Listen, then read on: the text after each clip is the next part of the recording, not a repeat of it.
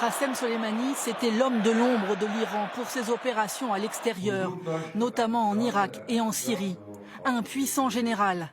Dans les faits, le numéro 3 iranien, après l'imam Khamenei, et le président Rouhani. En donnant l'ordre de l'éliminer, Donald Trump déclare la guerre à la République islamique.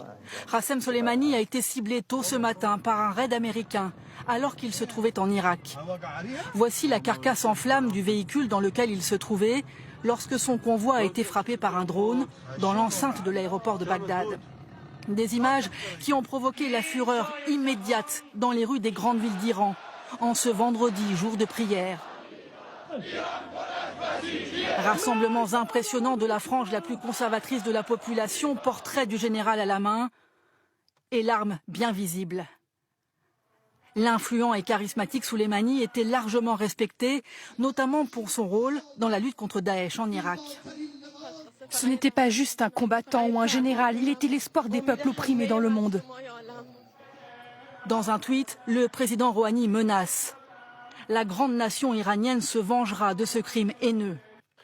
Interviewé à la télévision, le porte-parole des gardiens de la Révolution en larmes ne parle lui que de revanche.